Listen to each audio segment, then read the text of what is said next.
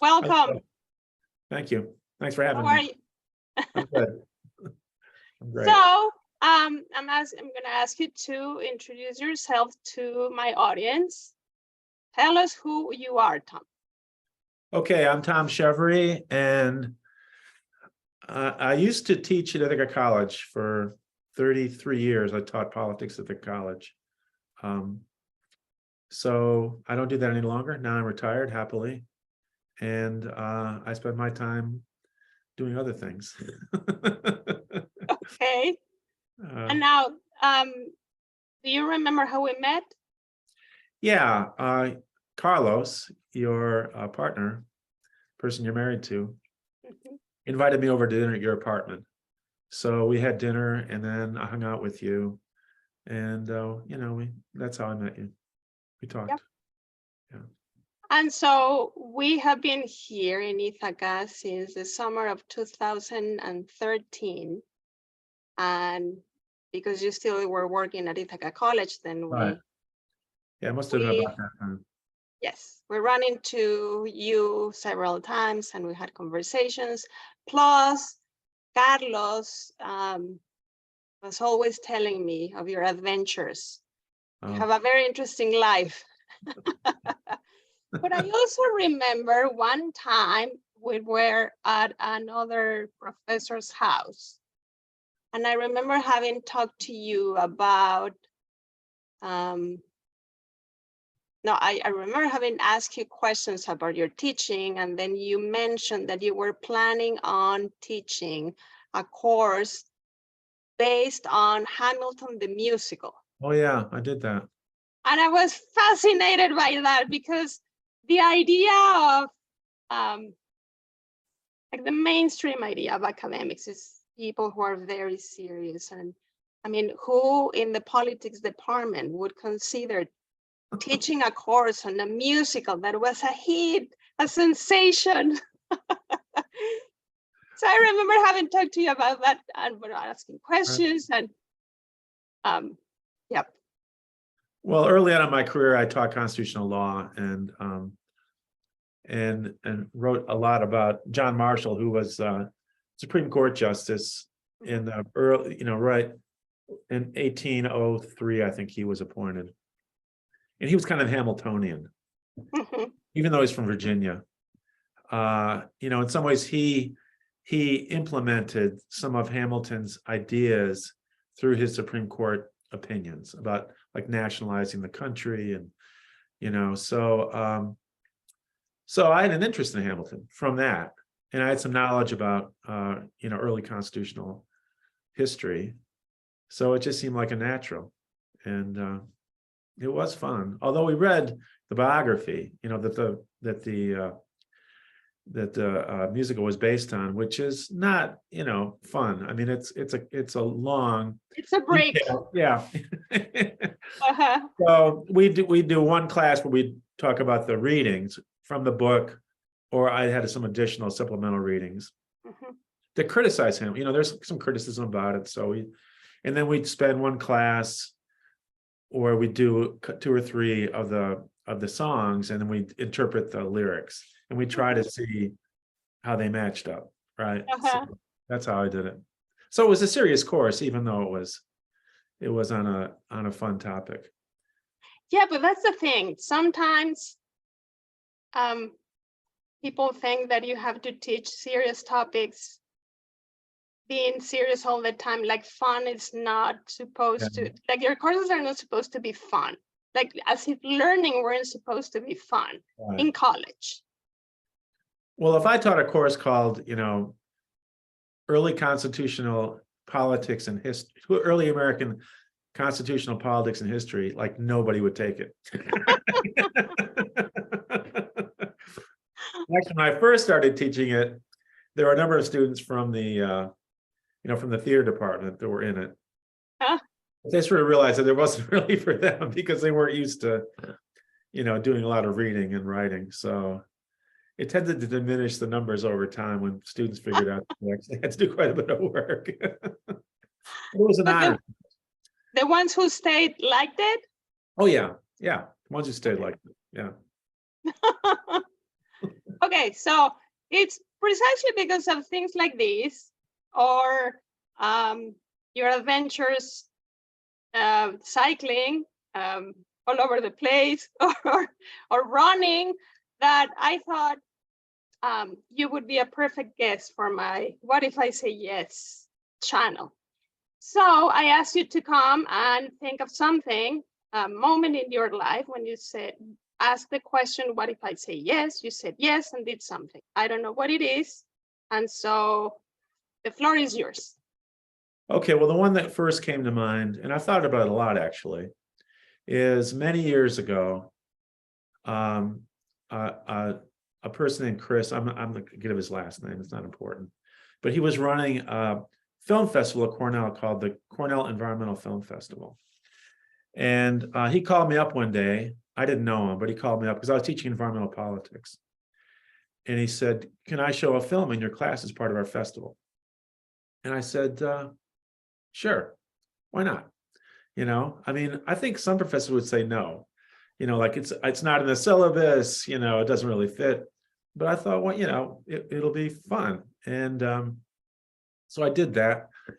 I don't remember the film. I think it was a film about Cuba, but I can't completely remember. And then I did it again. And then also at the same time, Patty Zimmerman over in the Park School started showing these films in her classes too. And so then we started to collaborate, Patty and me and another professor at the time in the Park School, Gina Marchetti, and Chris. And we started to sort of meet in the summers and plan out what IC's contribution would be to the festival. Because Chris had it all over, you know, he had like Hobart William Smith, Binghamton, like, you know, Wells, different schools. That was his model of how to do it. But IC was like became kind of a linchpin along with Cornell. And so that went on for a while. And then eventually Chris got a job at Cornell Cinema as the executive director, and sort of run the finances and the organization, stuff like that, which was when he did the film festival, was just a half-time, was part-time. It was run on a grant out of Cornell from the Inaldi Center. And then he worked part-time downtown as a waiter in one of the restaurants. So it was, you know, like he did it because he loved doing film and he liked, you know, he was committed to it. But it wasn't really, you know, like he didn't get health insurance from it. It wasn't like really a stable job. So when he got offered the job at Cornell, it was a really good option, you know, to get the benefits from Cornell, you get health insurance, you got a better salary, you know, retirement, etc. So he decided, well, first of all, I'm going to go back a step. He lost his funding from Cornell. And so then the question was, would he be able to do it with, you know, some other place to find the funds? And so the provost at that time, his name Peter Bardaglio, who's still around, but not at IC. He was very interested in sort of, you know, upping IC's green credentials, you know, and so he said, well, we can fund it, you know, I'll find the money and we'll fund the festival and Chris can continue to run it. And so that happened for a year, but it did create some conflicts. That led some conflicts because he wasn't used to having somebody kind of oversee what he was doing. And we wanted IC to be kind of highlighted in the promotions and things like that. Mm-hmm. So it was an uncomfortable alliance, but it worked. But then Chris took the job at Cornell Cinema. And then the question became, what are we going to do with this festival? Mm-hmm. And so then Bardaglio came to me and Patty Zimmerman and he said, well, you can run the festival and I'll find the funds to give it to you. And so then I became the co-director of an environmental film festival with Patty Zimmerman, which I did for 20 years. And we kind of changed the model. We put it all in IC and then we had Cinemapolis as a partner. But that, you know, was a significant shift in my career, something that I had never intended or expected. And it was like almost half of my obligations to IC were covered by the festival. So I was teaching less, I was doing more with the festival. I learned a ton about film, which, you know, I wasn't a film historian or theorist or anything. Mhm. And it was fun, you know, and I got to know Cinemapolis, people at Cinemapolis very well. Now I'm on the executive on the executive board of Cinemapolis. I'm actually the secretary of the board of Cinemapolis. I've been on that board now for, I don't know, 15 years or something. And Explain what Cinemapolis is for people who okay, are not sorry, yeah, in Ithaca. Cinemapolis is the local art house cinema in Ithaca. And it's been around since I think 1985 or something. It started out as owned by these two people. And then you know, the film, the theater started to struggle when streaming started to come in, and eventually became a nonprofit. And then that's when there was a board that was set up to sort of, you know, help with the operations. And so, you know, that led to that. My connection with Cinemapolis, you know, because we do the festival, it would run a week, and we didn't have the final weekend was at Cinemapolis. And so, you know, at first it was like we had to get the videotapes and the DVDs, and there were two Cinemapolises. One was in Fall Creek over on one side of town. The other was downtown. Sometimes we get the videos, you know, mixed up, which one was with the wrong theater, have to run it over to the other theater. You know, sometimes we'd have to bring in projectors, you know, it was like crazy. But all of that happened because I said yes to having this film shown in my classroom. If I'd have said no, none of that would have ever happened. Mhm. So I, you know, that to me was like a pretty good indication that you should say yes sometimes, especially when it's not a huge burden or anything, right? You never know what possibilities will be opened up. And I read your brother's essay, and I thought he really nailed it in a lot of ways. You know, saying yes opens up a lot of possibilities. You just don't know what's going to happen. Mhm. Do you Um, remember what that movie was about? The one that they showed in your classroom? I'm trying to remember it because we showed several, but one was about Cuba, and it was how Cubans had been able to, since they've been closed off from the Western Hemisphere economies, basically. You know, I guess it's pretty well known, like the old cars that they would retool, you know, keep them on the roads. But there were other things too that they did like that. So they kind of created this repurposed economy, you know, by taking things that, you know, like here in the US, people would just throw away or whatever, and they would re-engineer them, you know, save them. So it was about how like scarcity can lead to like creativity and imaginativeness. So I think that was the film. I don't remember the name of it. And do you remember the reaction from your students? Yeah, it was pretty positive. It was positive. Mhm. Yeah, I mean, one thing is students like to have film shown in class. So they're not listening to the professor, right? I also taught a course for a first year seminar, a freshman seminar on environmental politics through film. So then I did that for 3 years, and I would take some of the shorter films, documentaries from the festival, because we bought a lot of stuff for the library, because we did stuff on campus too. It was like it's Cinemapolis, and there was in classrooms on campus. Mhm. And so we had a small budget, but I would find the sales, you know, like Women Make Movies has this fall sale, so I'd buy, you know, 5 for $200 or whatever. And so we built up the IC's environmental holdings in the library quite a bit with that. Mhm. And so then I used some of those to develop a course that I called Environmental Politics Through Film. And then in almost every case, I would contact the filmmaker, and then I would, you know, this was before Zoom. What was the thing we used before Zoom? Anyway, I would beam them in. Skype. I'd Skype them in, you know, so yeah, so it led to a lot of different things. So when you and Patty became the ones managing the festival, walk Right. us through what the process was like. Were you the ones who decided which movies were Yeah, we accepted into the? decided. Yeah, we decided. Based on what? How many? From where? Well, there were two tracks. One was at IC, and that was the films that were shown in classrooms. And I tended to do a lot of that. And so that would be, you know, we'd screen a lot of films at IC. I just would find people that wanted to show films in their classes. And so there were some people that just said, like, that whole week, just take all my classes, we're going to show films. But how did you select the films that were part of the Okay, well, the festival? way that I selected the films on campus was, well, there were a couple of things. One was I would go to these, you know, educational film distributors, like Women Make Movies, Third World Newsreel, you know, what are some of the other ones? California Newsreel. And they have every year they put out a, you know, like their fall program.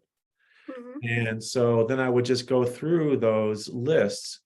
And since we only had a $3,000 budget, and like on average, those films cost like $500 a piece. So you couldn't get a lot of them, but they usually have sales. They would take like films from a year or two before, and then they'd have like heavy discounts in them. And so I go through, look at all the discounts, and I find ones that looked interesting. And then I, you know, try to have some diversity in terms of, you know, race, gender, class, you know, try to get interesting stuff, try to get international. So it wasn't just American centric. So that was one way I found films. And then there's, you know, there are these documentary film sites. I don't remember the name of the one, but there was one that documentary filmmakers would upload their films, and they were from all over the world. A lot of really interesting stuff. And then if I found one of those that I thought was interesting, I'd contact the filmmaker and say, you know, can we show your film in our festival? And they, you know, they already was publicly screened, so they weren't looking for, you know, money for it. So they want to have their film in a festival, so they would say, yeah, you know.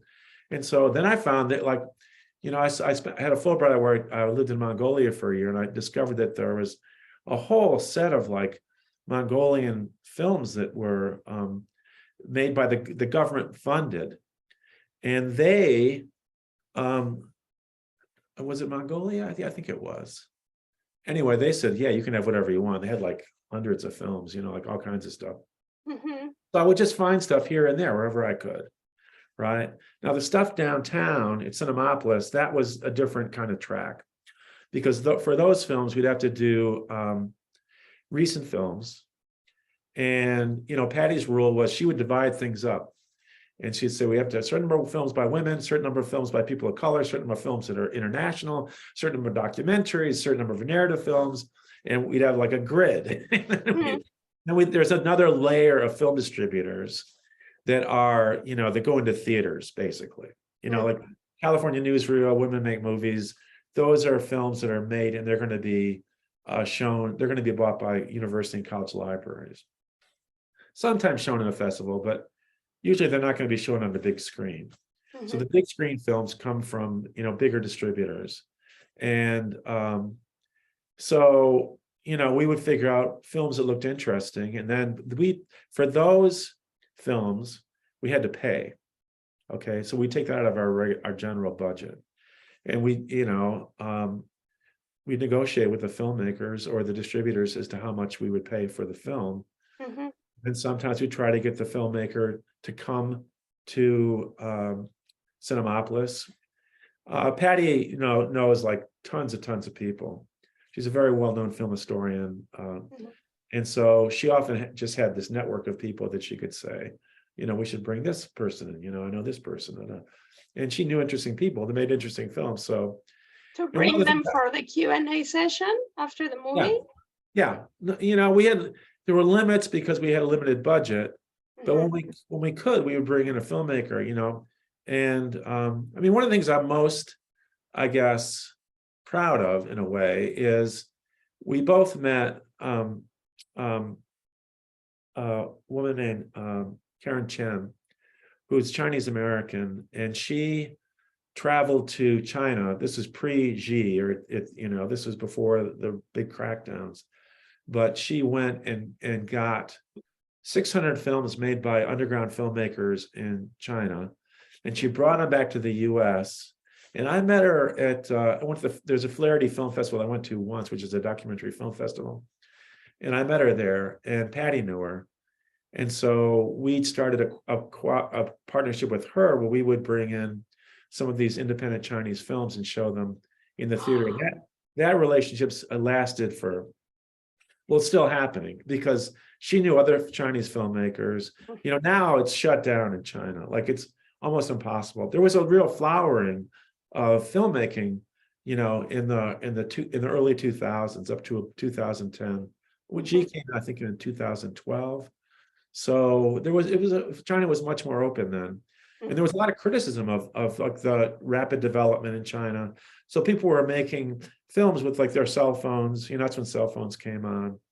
And that, you know, they weren't like, you know, studio films, but they were like amazing films that people had made.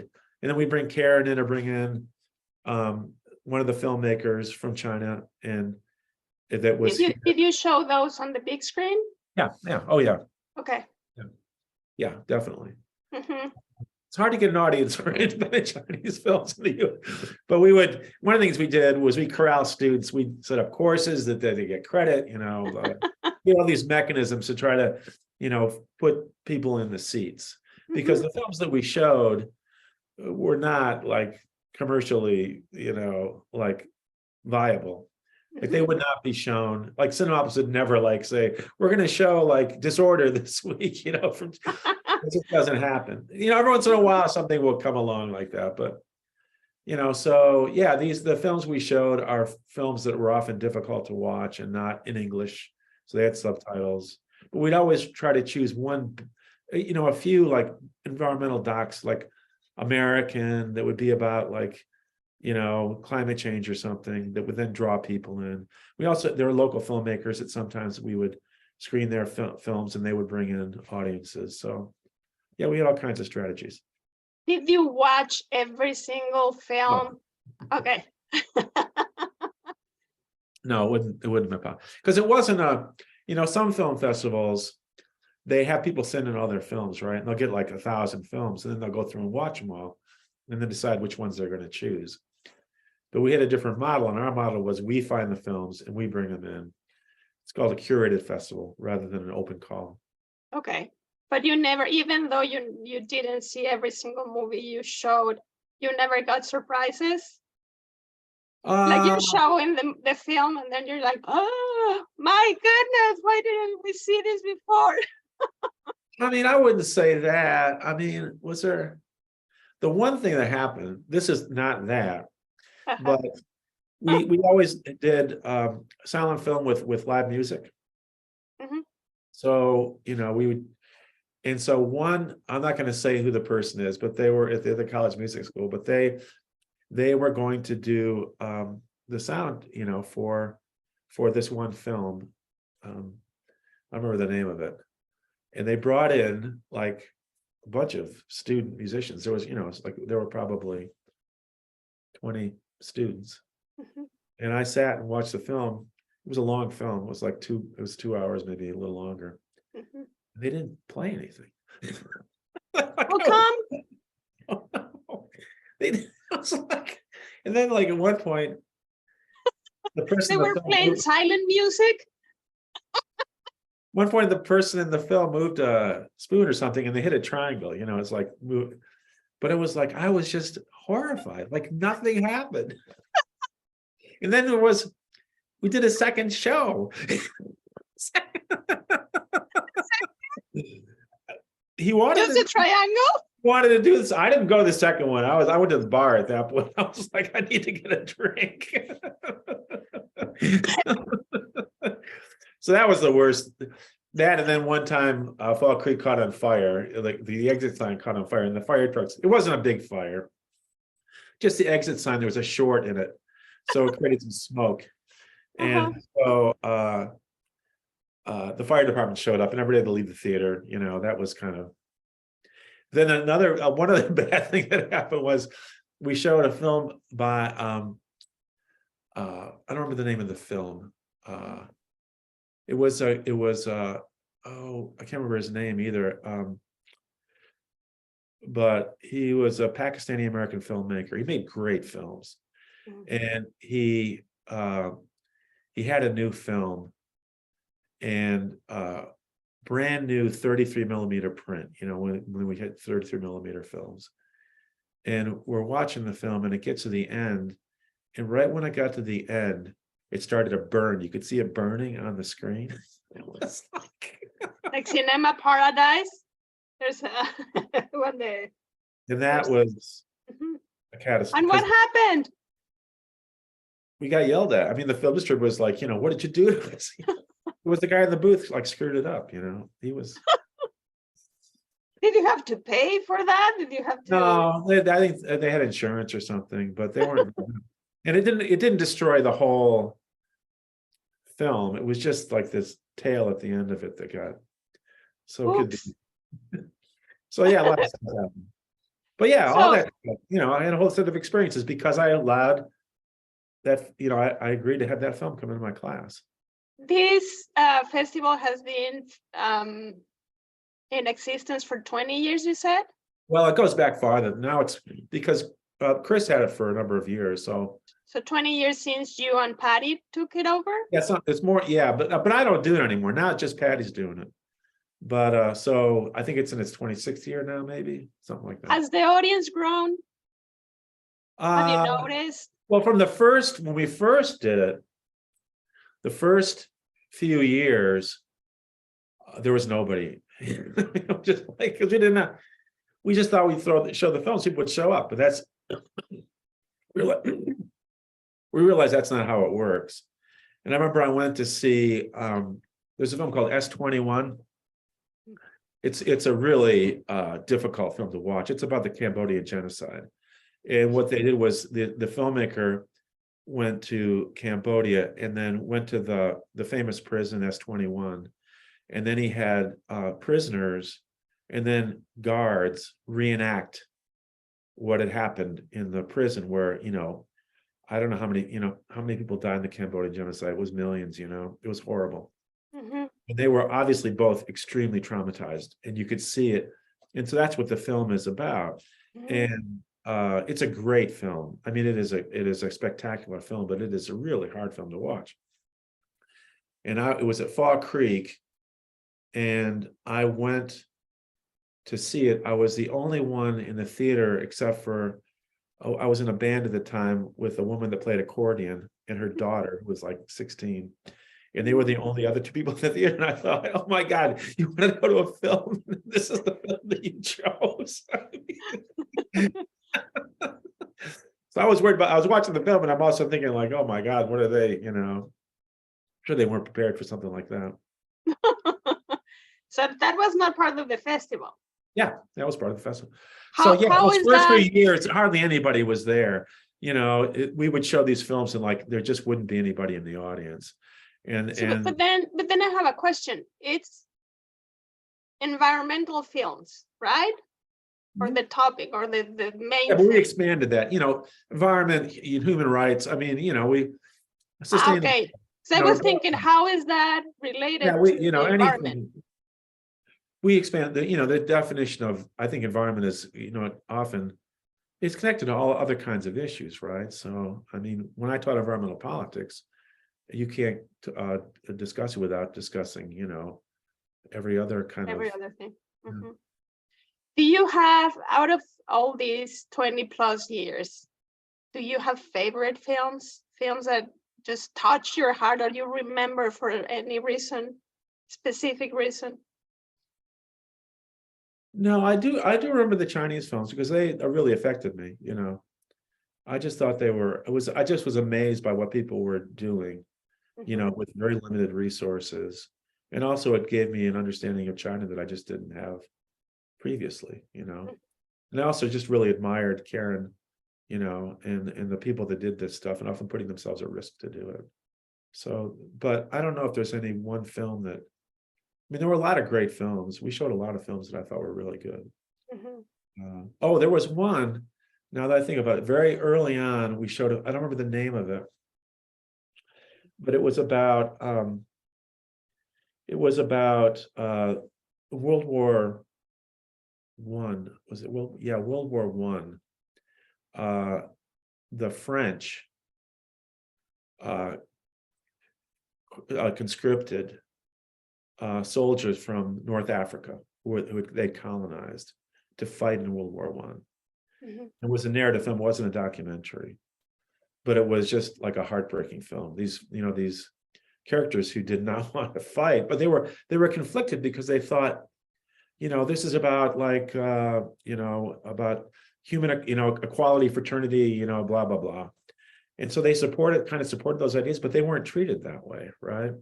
And this is contradiction, I guess, French colonialism, that, and so they're forced to do something to fight for a cause that they kind of think is in some ways just, but they're not being treated justly. And it was a horrible war, obviously, World War One. So I remember sitting in the theater and I turned to Patty and I said, Patty, this is a great film. It's just a great film. It kind of opens, I never thought about that before, right? You never thought about like, colonial subjects being forced to fight a war for their colonial power. And that actually, I've since listened to, a long podcast about World War One, and that was one of the ways that the Allies won, was because they had access to all these, both the British and the French had access to these subjugated populations they could bring into the war, where the Germans didn't have that option. So they just kind of overwhelmed them with numbers in the end. Wow.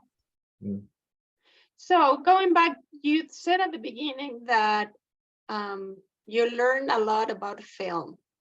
What have you learned throughout all these years? I guess I just learned how to, read films, how to figure out what I thought were good films and separate them from bad films. How? Like we showed this film, the beginning, and it was about a guy in Iowa. We brought the filmmaker in. It was about his grandfather, and he was a farmer. And when we first showed it, we showed it in the Park Auditorium, and I thought it was a great film, And then I did this class one summer, environmental politics through film, as a summer. They had these summer institutes for possible incoming students. And I showed it, and I thought, this film is terrible. And the students didn't like it either. And I was like, wow, I told that to Patty, and she said, well, you've developed more discerning, ability to, figure out what's good and what's not.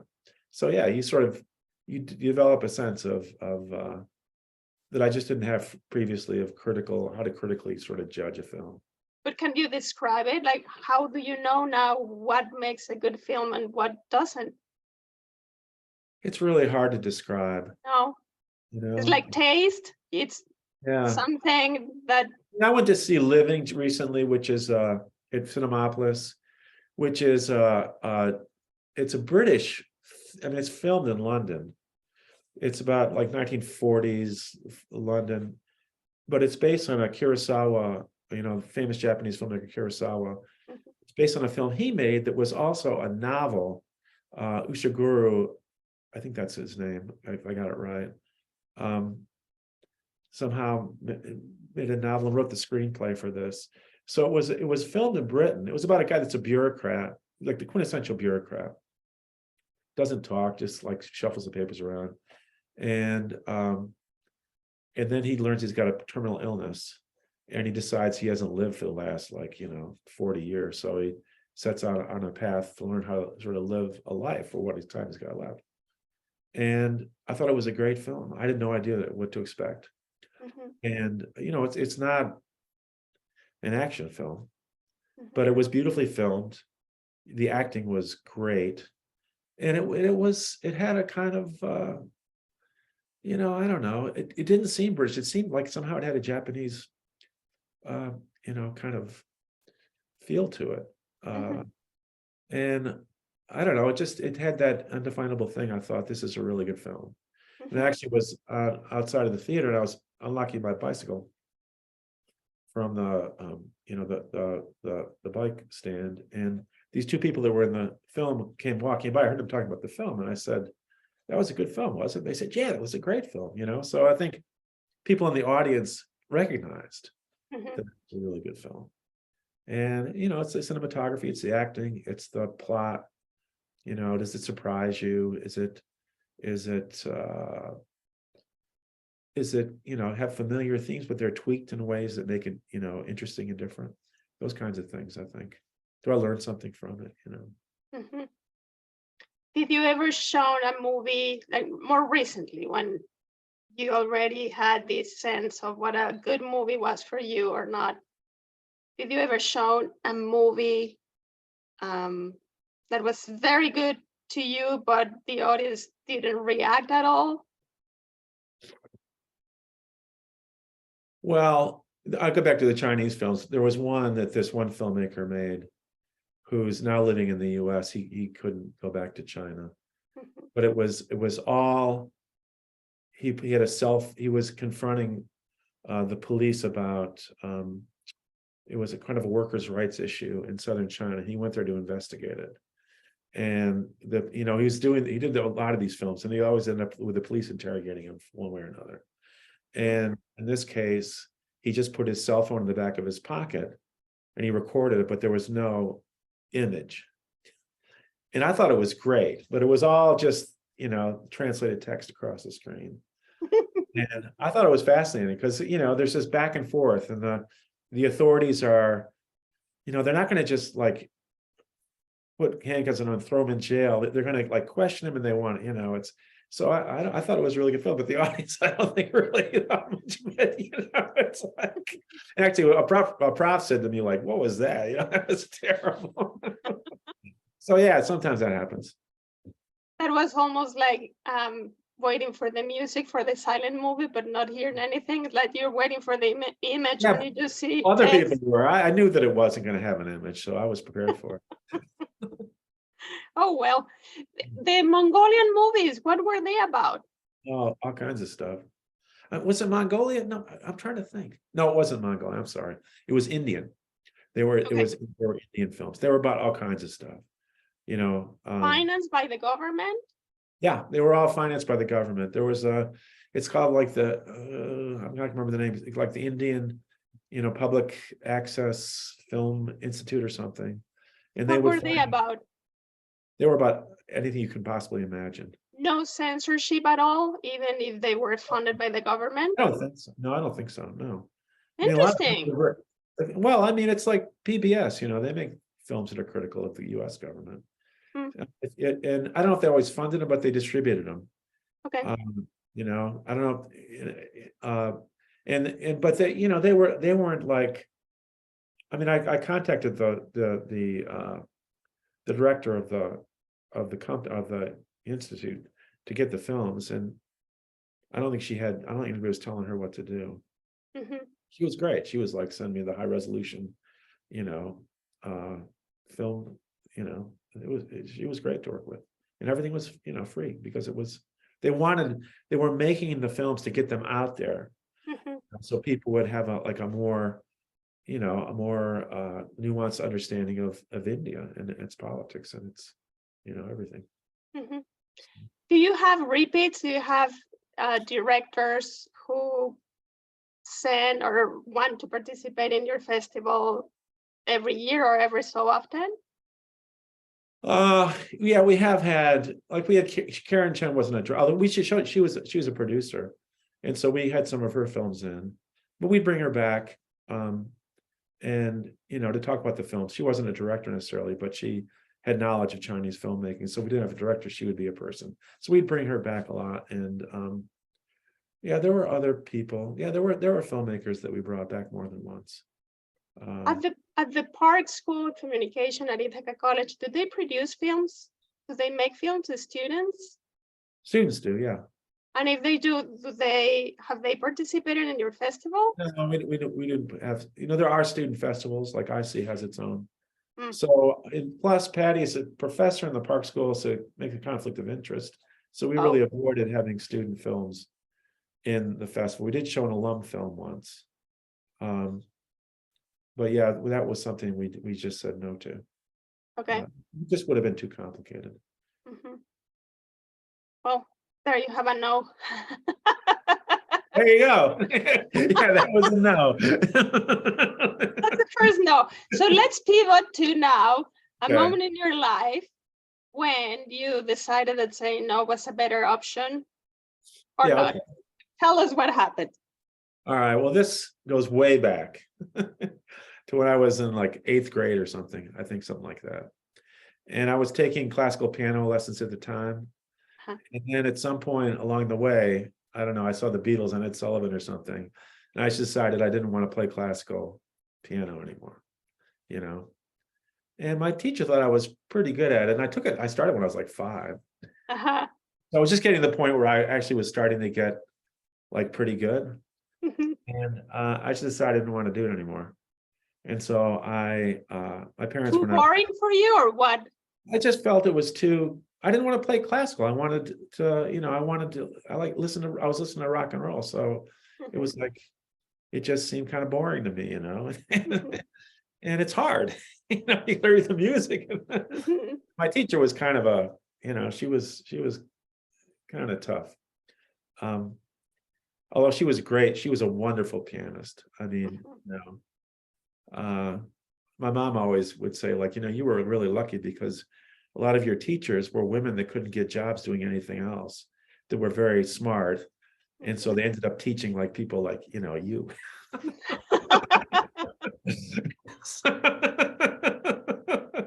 that was true a lot of grade school teachers too, you know, like there were these brilliant people that, you know, had limited options because they were women. So they ended up, you know. So do you Anyway. regret that now? Yeah, I regret that because I tried to, you know, learn to find a teacher for some other kind of music, you know, jazz or blues, or in my town, there just was nobody available. My parents even asked around, but there was nobody available to do that at the time. Now that it, you know, like everywhere, there's like piano teachers that teach everything, right? But that wasn't true back when I was a kid. And it was, unless you lived, I think, in a big city, you know, you had trouble getting access to people that played other kinds of music. And so I quit. And then what I wanted to keep playing the piano, but I couldn't figure out how to do it, you know, because it's very limiting. If you're just confined to playing the music, reading the notes on the page, you don't know what to do, you know, otherwise. I eventually figured it out in college. How many years after that? I was in college, and a friend of mine and his girlfriend and I went to the music room where I went to college up at Hobart Smith, and he started playing the piano, and I was like, "Wow, you know, what is that?" And he said, "It's a blues progression," and I said, "Well, show me." You know? It was like boom, you know, it just unlocked a whole key. That's like the entry into all kinds of stuff, right? And if somebody had showed me that when I was in like the 8th or 9th grade, then I would have continued, you know. Did you ever go back to the teacher and tell her? No, she was pretty old. She, you know, once she was very old school, and she would check my report cards because they were in the paper, you know. They would say if you got the honor roll or whatever, the merit roll. And she would say, "Why did you get the merit?" You know, I got another mother. It's like, I don't need this. But no, I never went back to her, you know. But It's interesting. if I'd have kept playing classical music, I would have gotten better as a pianist, right? So then when I had the opportunity to make a switch to some other kind of music, I would have been much more, you know, just prepared in terms of technical skill than I was. So yeah, that leads me to a different yes that we hadn't planned to talk about. You compose music. You compose your own music, and you sing, and you write the lyrics. Yeah, that was a yes. My colleague Greg Deloria, way back right when I first got here, I had a piano because I hauled our family piano around with me. Once I learned how to play a blues progression, I started, you know, and he said, "Hey, let's start a band." So I was like, "Okay, yeah, sure." And it was me and him and this other guy and a IC student who was a theater art student for a while. She didn't last very long. And then that kind of started, it was a painful process. We were terrible. What kind of music did you play? Rock and roll, classic. I guess you call it classic rock. So what did you play? What instrument? Piano.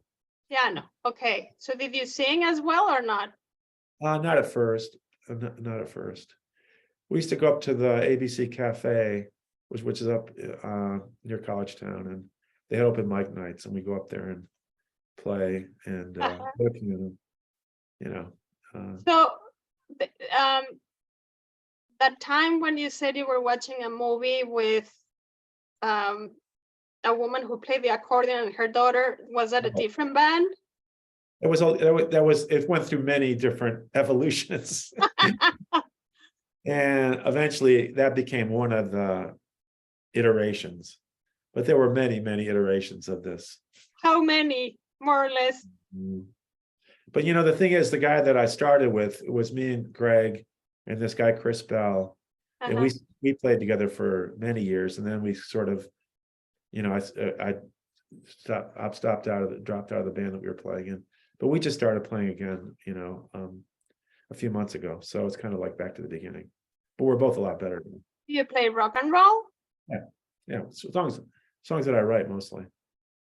And where do you play? Keyboards. No, where? Oh, where? Where? Well, most of you play in my basement, but we're got a gig coming up. Anybody listening at the what's the name of that place? I'm not going to remember the name of it. Anyway, we got a gig coming up out of town in March 10th. Okay. Yeah. So we played Porch Fest. So. Very nice.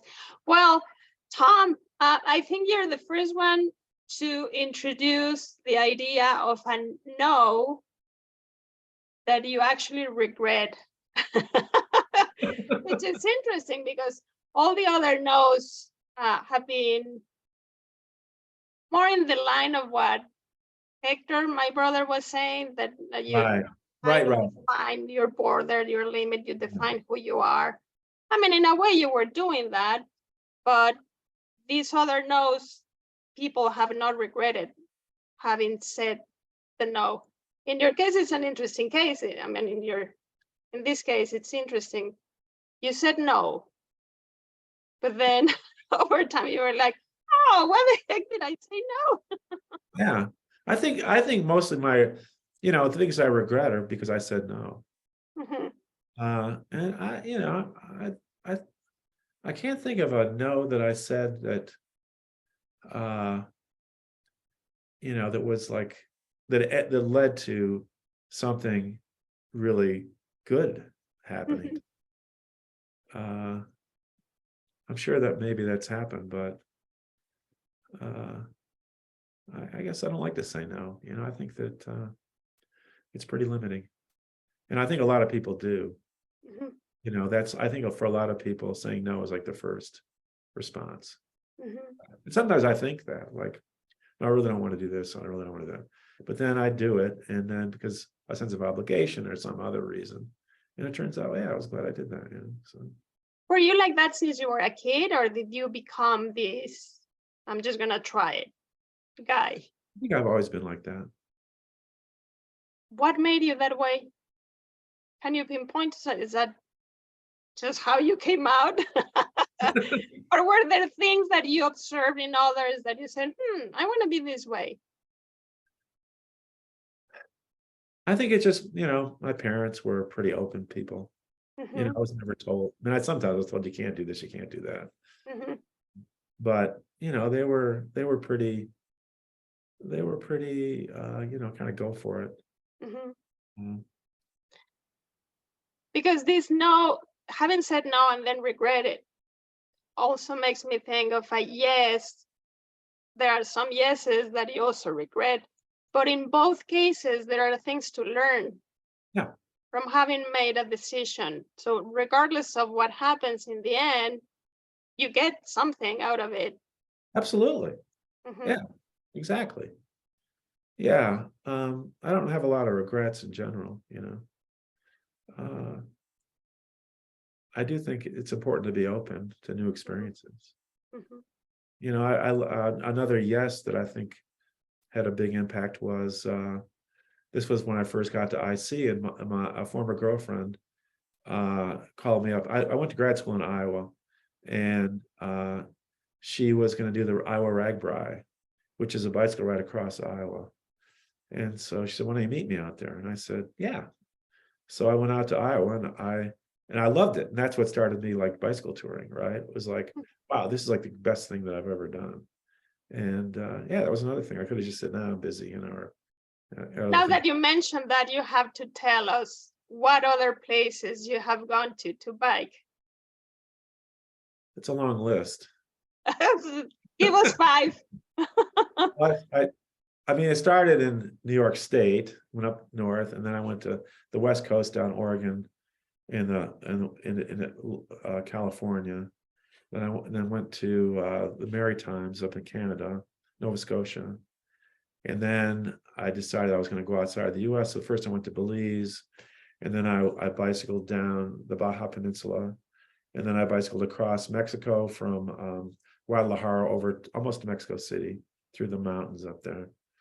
And then I went to Iceland, and then I went to when I was in Mongolia, I went to Thailand over my Christmas break, and then at the end of it, I went down the coast of Vietnam, and then I keep going. I mean, I've been back to Southeast Asia several times. I like it. That's a great place to bicycle. Do you need permission, like government permissions, to bike somewhere? No, you just go enter the country with your bike and that's it? Yeah, that's it. So you travel with your bike. That's another. Yeah, I travel my bike. It's a fold up. A what? Folds up. Ah, okay. It's So it's like luggage? Yeah, it's heavy. It's a full-size mountain bike, but I put it, and I got a case for it, a canvas case, and that is sturdy. It's got like plastic around the edges. I take it apart and put the front fork in a bag, and I got to put it back together when I get there. But how many years have you been doing this since that well, I went forward? to Iowa like in 1990, 89, I think. Wow. Yeah. So see, just talking to you about teaching a course using the Hamilton musical, it's a little window into this amazing guy that you are. You cycled, you have all these experiences, you're so open to experiencing life in whatever life has to offer you. Is the bicycling, and you learn about film, and it is your courses, and it's like you run, you play music. See, Yeah, that tells something. It's very telling. Just that little detail was very telling. I knew you were full of this. I didn't know the details. there's some things I don't really like to do. Like I never liked cross-country skiing. You know, I never liked weight. I tried weightlifting. I didn't like that. So there's some things I tried, but it's like, no, I'm not going to do that. What is it that you like about cycling? Well, when I was young, when I was like, you know, in college, basically, I used to hitchhike a lot. I'd hitchhike back and forth to school. I hitchhiked out the West Coast once. It kind of reminds me of that. You know, you're just out there, and it's like, it's just a great feeling. You know, you're just kind of, you know, it's a feeling of being free, I guess. Free. Yeah. And it's, you know, you meet people. It's always different. You know, and it's, you know, what you realize is that wherever you go in the world, you know, people are basically, I mean, I've had problems, people, you know, help you out. It's like, you know, 99.9% of the people in the world are like good people that will help you out if you're in trouble. And so I think it's made me very sort of optimistic about the state of humanity. Have you written about these experiences? Yeah, I wrote a book when I went around the Great Lakes. So I wrote a book, The Great Lakes at 10 miles an hour. Okay. Is that your speed? Yeah, Or why the 10 miles an hour? about it. I thought it's a catchy title. So Ah. there was I stole it from a New York Times article a long time ago that got my attention. They went to someplace in Africa, Zambia, but it was across at 12 miles an hour. And I thought, well, I'm probably not going to make 12 miles, but I had to carry stuff. So, it's harder. When you're cycling, how do you deal with the elements, like the weather, if it's rainy, if it's... You just, it's... Do you have a helmet? Yeah, I got a helmet. And then do you have anything else to protect you from... Yeah, I have like a jacket, but I have like a jacket, but it's not, rain isn't going to hurt you. Sometimes I've gotten cold in a couple of places where it got unexpectedly cold. So that can be, not like freezing to death, but it can be uncomfortable. Do you take pictures when you do those? Yeah, take photos. Yeah. Well, I got you. You're gonna have to send us. Gotta dig them pictures of out. that. I gotta dig them out of my files. You're gonna have to send me pictures of the festival, All right. of your books, of these travels, cycling, teaching. I don't have any photos of teaching. Nothing. You weren't taking selfies while you taught your courses. Okay. Well, anything out of the, or your band or playing somewhere, you should have. You must have pictures of that. Not recent. No. It doesn't matter. I don't know where they are. I have no idea what. No, that stuff is, who knows. Actually, I do have video. You want videos? Sure. It's on my website. I got a music website. I'll just Okay. You can post that. Okay. The link to it. How's that sound? Yeah. That has recordings and also video. Okay. Perfect. Yeah. Well, Tom, thank you so much for having come to What If I Say Yes. Fun. I enjoyed it. Glad I said yes. Yeah. I'm glad you said yes, and it was a very interesting conversation. Now I'm even more amazed at how you have lived your life and what you represent as a friend. So thank you so much for having come. Okay. I'll wait for your pictures and then we'll publish this video. Sounds great. Okay. Have a good day, Tom. Okay, you too. Bye-bye. Bye.